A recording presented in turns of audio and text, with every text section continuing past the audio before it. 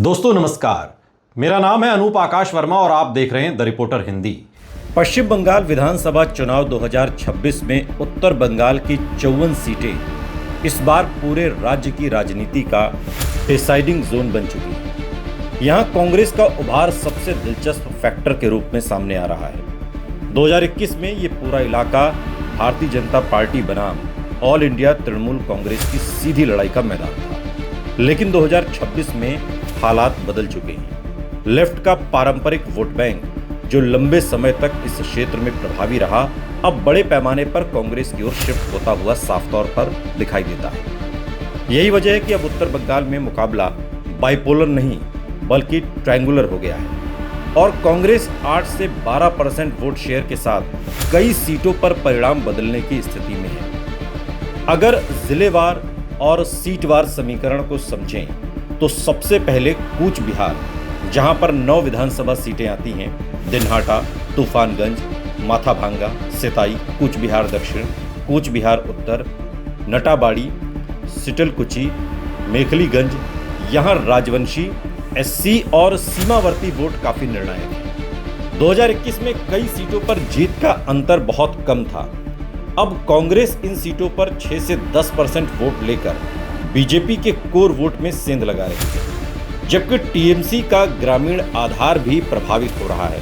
खासकर दिनहाटा और सिटलकुची में कांग्रेस मुकाबले को त्रिकोणीय बनाकर जीत का गणित बिगाड़ रही है। इसके बाद जलपाईगुड़ी और अलीपुरद्वार, जहां 12 विधानसभा सीटें आती हैं। जलपाईगुड़ी, मैनागुड़ी, धूपगुड़ी, मालबाजार, नागराकाटा, मदारीहाट, अलीपुरद्वार, कालचीनी, कुमारग्राम, ये इलाका चाय बागान मजदूरों और आदिवासी वोट पर निर्भर है।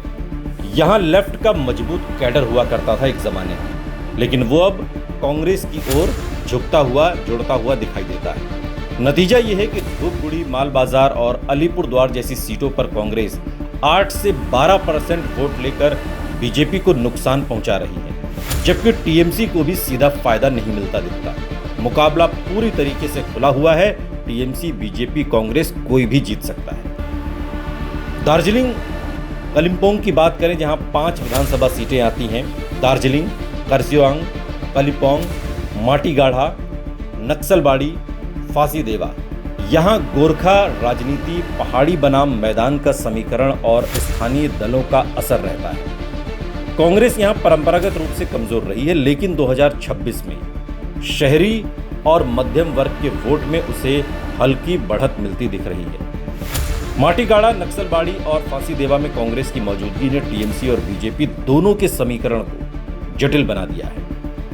अब आते हैं सबसे बड़े ब्लॉक उत्तर दिनाजपुर, दक्षिण दिनाजपुर और मालदा, जहां पर 18 विधानसभा सीटें आती हैं। इस्लामपुर, चोपड़ा, करंडीघी, हेमताबाद, रायगंज, बालूरघाट, गंगारामपुर, मालदा, इंग्लिश बाजार, मानिकचक, सुजापुर, बाइसनबन नगर, ये कांग्रेस का पारंपरिक गढ़ रहा है किसी जमाने में। यहाँ मुस्लिम प्लस ग्रामीण प्लस पिछड़ा वर्ग वोट कांग्रेस के साथ जुड़ता हुआ दिखाई देता है। 2021 में ये वोट टीएमसी और लेफ्ट में बट गया था, लेकिन अब कांग्रेस की सक्रियता और राहुल गांधी की रैलियों के बाद ये फिर से संगठित हो रहा है।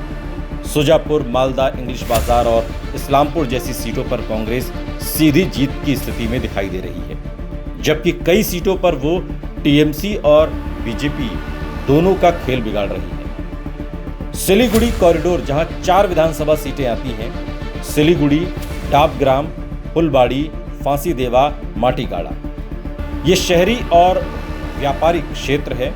यहाँ बीजेपी मजबूत रही है, लेकिन कांग्रेस ने शहरी मध्यम वर्ग और पुराने लेफ्ट समर्थकों को आकर्षित किया है। सिलीगुड़ी सीट पर कांग्रेस की 7 से 9% की हिस्सेदारी मुकाबले को त्रिकोणीय बना रही है। अब अगर इन 54 सीटों का कुल प्रभाव देखें तो तस्वीर कुछ इस तरह बनती है।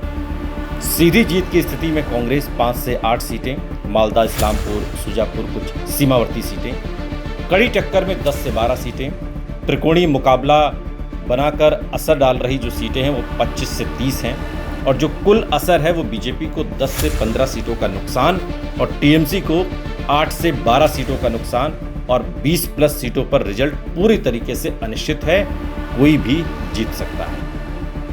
इस पूरे समीकरण में सबसे बड़ा फैक्टर है लेफ्ट वोट का ट्रांसफर। उत्तर बंगाल में लेफ्ट का पारंपरिक वोट बैंक था जो अब लगभग समाप्त हो चुका है। ये वोट न बीजेपी के साथ सहज है न टीएमसी के साथ, इसलिए इसका बड़ा हिस्सा कांग्रेस की ओर जाता हुआ दिखाई देता है। यही वजह है कि कांग्रेस का वोट शेयर तेजी से बढ़ रहा है और वो डिसरप्टर की भूमिका निभा रही है। राहुल गांधी की लगातार रैलियां और आक्रामक भाषण भी इस बदलाव को तेज कर रहे हैं। बेरोजगारी, चाय बागान मजदूरों की स्थिति, सीमा क्षेत्र के मुद्दे और आर्थिक असमानता जैसे विषयों को उठाकर स्थानीय मतदाताओं से कनेक्ट बना रहे हैं। इससे कांग्रेस को नैतिक और राजनीतिक विकल्प के रूप में स्वीकार्यता मिल रही है। उत्तर बंगाल की 54 विधानसभा सीटों में 25 से 30 सीटों पर तो त्रिकोणीय मुकाबला साफ तौर पर दिखाई देता है। 15 से 20 सीटों पर कांग्रेस निर्णायक फैक्टर है। 5 से 8 सीटों पर कांग्रेस जीत की स्थिति में है। बीजेपी और टीएमसी दोनों को दोहरे नुकसान की स्थिति दिखाई देती है। सबसे अहम बात, कांग्रेस उत्तर बंगाल में वोट कटवा नहीं बल्कि गेम चेंजर बन गई है, जहां वो खुद सीमित सीटें जीतकर 20 से 25 सीटों के नतीजे को बदल सकती है। और यही वजह है कि उत्तर बंगाल इस बार पूरे चुनाव का सबसे बड़ा टर्निंग पॉइंट बन गया है।